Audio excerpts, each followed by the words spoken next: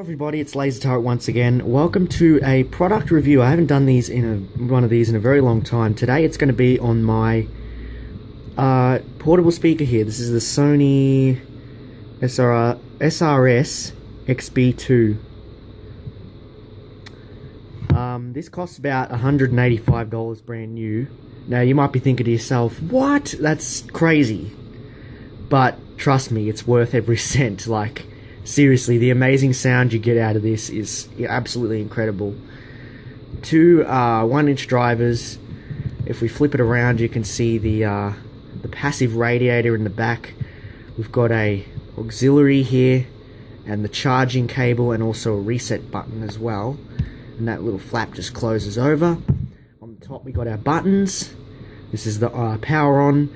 We've got extra bass. Believe me, that does actually work. This is how to connect it to your Bluetooth device. It has a built-in microphone. You can answer calls with it.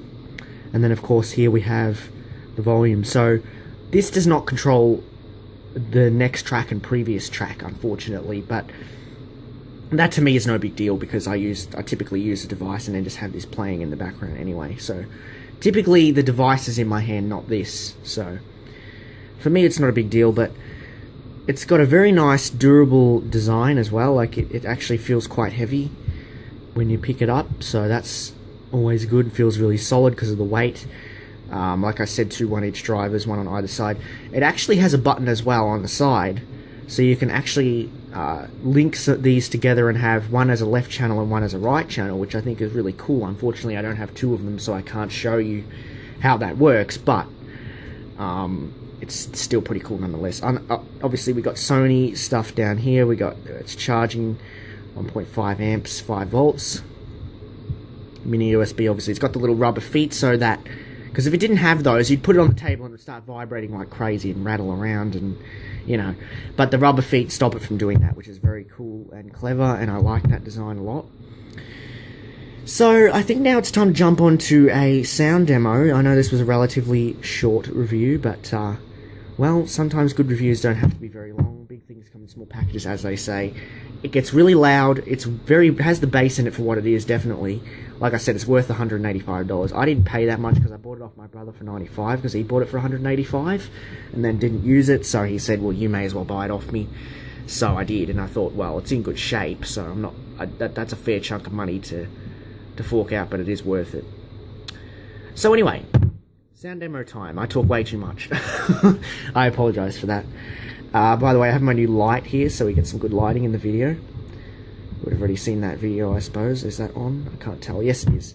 Okay, so now it's time to pair this with my iPad. So I got my iPad here. So I film off my phone now, if you don't know that. I used to use iMovie on the iPad, but it's been really dodgy, so I'm not doing that anymore. Like I said, it does get pretty loud. Turn it up to full blast and hear how loud it is.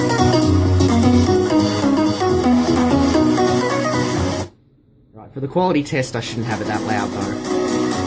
About there is probably as good as it gets, because otherwise it starts to lose bass because it turns the bass down so it doesn't distort, which is good and bad. It has its pros and cons, but take a listen.